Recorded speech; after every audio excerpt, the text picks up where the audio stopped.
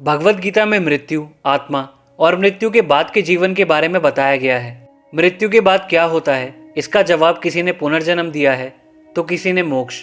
भगवत गीता में after life के विषय पर गहराई से चर्चा की गई है। गीता के अनुसार जीवन और मृत्यु का चक्र आत्मा के लिए केवल एक यात्रा है।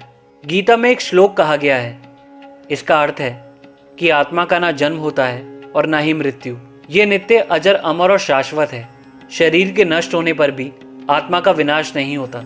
मरने के बाद क्या होता है, इसका जवाब भगवान कृष्ण अर्जुन को कुछ यूं देते हैं। भगवान कृष्ण कहते हैं कि इस परम सत्य को अच्छी तरह समझ लो कि विश्व में केवल शरीर नाशवान है और आत्मा अविनाशी है। शरीर के मरने पर आत्मा नहीं मरती। आत्मा ना कभी जन्म लेती है और ना ही कभी मरती है। वो अजन्मा, नित्य, सनातन और पुरातन है, जो शरीर को मारने पर भी नहीं मारी जाती। अर्जुन कहते हैं, माधव, आपकी बातें मुझे भ्रम में डाल रही हैं। आप कह रहे हैं कि शरीर मर जाता है, परंतु शरीर का एक हिस्सा जिसे आत्मा कहते हैं वो नहीं मरता। भगवान कृष्ण कहते हैं, अर्जुन, मैंने आत्मा को शरीर का हिस्सा नहीं कहा। मैंने कहा है कि आत्मा और शरीर दोनों अलग अलग वस्तुएं हैं। जैसे तुम और तुम्हारा रथ दो अलग अलग वस्तुएं हैं, उसी प्रकार मनुष्य शरीर और आत्मा दो अलग अलग वस्तुएं हैं। यूं समझ लो कि जिस रथ में अर्जुन बैठा है वो रथ अर्जुन नहीं है। अर्जुन तो वो है जो रथ में बैठा रथी है। अर्जुन कहते हैं, ठीक है माधव, कि अर्जुन रथ नहीं है। अर्जुन मैं हूँ जो रथ में बैठा हुआ है। तुम्हें रथ के टूटने का शोक नहीं होगा, परंतु अर्जुन के मरने का तो शोक होगा। इस पर भगवान कृष्ण कहते हैं, अर्जुन, मनुष्य को किसी के मरने का शोक नहीं करना चाहिए, क्योंकि जो मर गया वो दोबारा जन्म लेगा और जो अभी जीवित है वो अवश्य मर जाएगा। मरने वाला दोबारा जन्म लेगा, क्योंकि केवल शरीर का नाश होता है। शरीर के अंदर जो आत्मा है वो कभी नहीं मरती। आत्मा एक शरीर छोड़ती है और दूसरा शरीर धारण कर लेती है, बिल्कुल वैसे ही जैसे मनुष्य पुराने कपड़े उतार कर नए कपड़े पहनता है। हे पार्थ, केवल इतना समझ लो कि मृत्यु एक दरवाज़ा है जिसके अंदर जाते हुए आत्मा पुराना शरीर छोड़ देती है। वास्तव में मृत्यु और जन्म के दो दरवाजे हैं जो एक दूसरे के सामने हैं। प्राणी जब मृत्यु के दरवाजे पर पहुंचता है तो इस शरीर की मृत्यु हो जाती है। फिर आत्मा का प्रकाश उस शरीर को छोड़कर आगे चला जाता है और फिर वो प्रकाश नए जन्म के दरवाजे में प्रवेश करता है। मनुष्य के कर्मों के हिसाब से उसे नया जीवन मिलता है। हे पार्थ, आत्मा अमर है, इसलिए वो नहीं बदलती, परंतु शरीर नाशवान है, इसीलिए एक ही आत्मा के कई शरीर बदलते हैं। इसीलिए हर नए जन्म में वो नए नए शरीर धारण करती रहती है। हर नए जन्म में आत्मा नए शरीर तो बदलती ही है, बल्कि हर एक जन्म में भी उसे जो शरीर मिलता है वो एक शरीर भी उसी जन्म में बदलता रहता है। अर्जुन कहते हैं, ये बात मेरी समझ में नहीं आई माधव, क्योंकि एक जन्म में तो प्राणी को एक ही शरीर मिलता है। भगवान कृष्ण कहते हैं कि एक नहीं, अनेक शरीर मिलते हैं, वो भी एक ही जन्म में। याद करो तुम्हारा बचपन, उस समय तुम्हारा शरीर कैसा था। इस पर अर्जुन बोलते हैं कि एक बालक का। भगवान कृष्ण बोलते हैं कि आज वो शरीर कहाँ गया।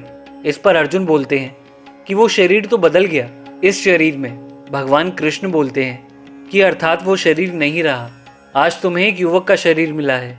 इसी प्रकार प्राणी को जन्म के समय जो शिशु का शरीर मिलता है, वही शिशु का शरीर काल के प्रभाव से एक बालक के शरीर में बदल जाता है। फिर वो किशोर अवस्था में आता है, फिर एक जवान शरीर बनता है, फिर अधेड़ उम्र का, फिर बूढ़े का रूप लेकर अंत में एक सूखे पत्ते की तरह जीवन के वृक्ष से टूटकर गिर जाता है।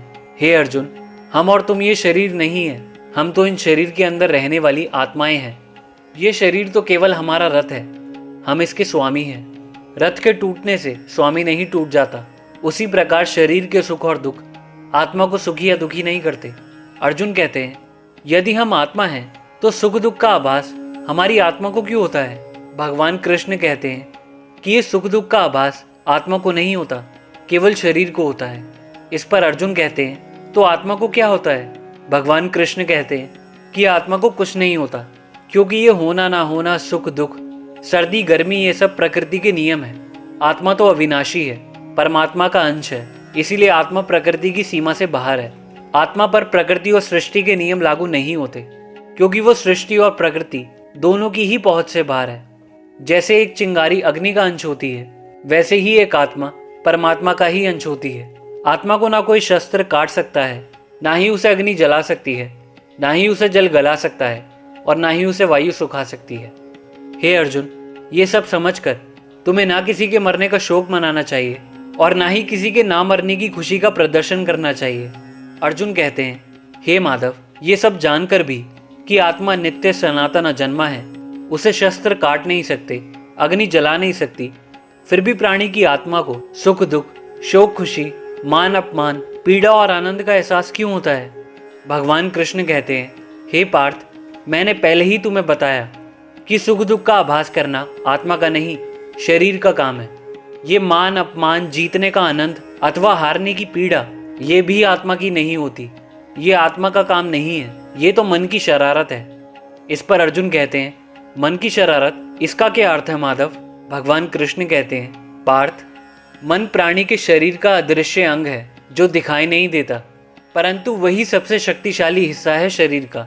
ये बात याद रखो कि मन शरीर का हिस्सा है, उसका आत्मा से कोई संबंध नहीं है।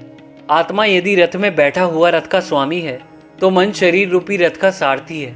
ये मन ही इंद्रियों के घोड़ों को इधर उधर भटकाता है। यही चंचल मन मनुष्य को इस भ्रम में डाल देता है कि वो सर्वशक्तिमान है, वो सब कुछ कर सकता है, वो यहाँ का राजा है जिसके आगे हर कोई झुक जाने को विवश है। जिस तरह दीपक की बाती को दीपक तले अंधेरा दिखाई नहीं देता, उसी तरह जवानी को उसके पीछे छुपा बुढ़ापा और कमजोरी दिखाई नहीं देती।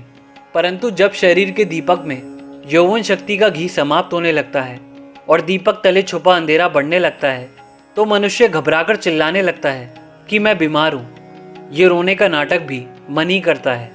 हे अर्जुन, मनुष्य को मैं के घमंड की मदिरा पिलाकर मदहोश करने वाला पाखंडी केवल मन है। तो आज के लिए बस इतना ही। आई होप आप लोगों को वीडियो पसंद आई होगी। वीडियो पसंद आए तो वीडियो लाइक करना, ऐसे ही वीडियोस के लिए हमारे चैनल को सब्सक्राइब करना और बेल आइकन भी जरूर प्रेस करना। मैं मिलता हूं आपसे नेक्स्ट वीडियो में। बाय, टेक केयर, जय श्री कृष्णा, हर हर महादेव।